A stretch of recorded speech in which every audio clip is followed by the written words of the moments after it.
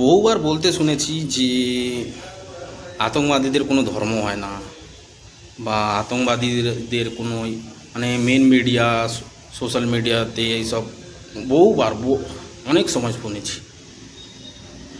তোমরাও সবাই শুনেছ হবে, কিন্তু আমি মানি আতঙ্কবাদীর ধর্ম হয়। তারা একটা বিশেষ ধর্মকে থেকে অবলম্বন করে। তাদের মাথায় টুপি হয়, তাদের বড় বড় দাড়ি হয়। আর ওই একটা মুভিতে বলেছিল না যে দুশমন মানে আমাদের ঘরের বাইরে না, আমাদের ঘরের ভিতরে আছে, সেই সিন। মানে গুজরাট এটিএস 1 টন আরডিএক্স ধরেছে। মানে 1 টন আরডিএক্সকে যদি বিস্ফোরণ করানো হতো, কত বড় একটা শহরের হাফ মনে হয় উড়ে যেত। কি বলবো তোমাদের, দেখুন ভিডিওটা, দেখুন বুঝতে পারবেন। বিশেষ ধর্ম অবলম্বনকারীরা। আর লোকে বলে যে আতঙ্কবাদীদের কোনো ধর্ম হয় না। এক সময় কংগ্রেস বলেছিল যে ভাগবা আতঙ্কবাদী।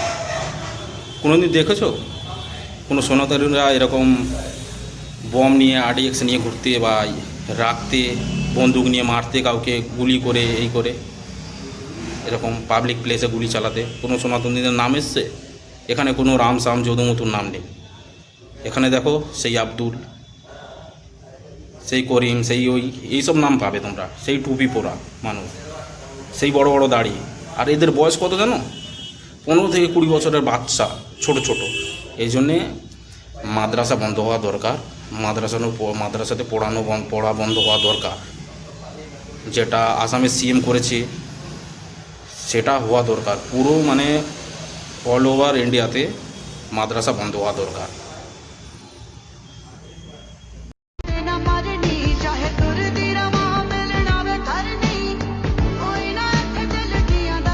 दुश्मन सिर्फ बॉर्डर के उस पार नहीं होता, घर के अंदर भी होता है। खून दीमक बन के जीता है।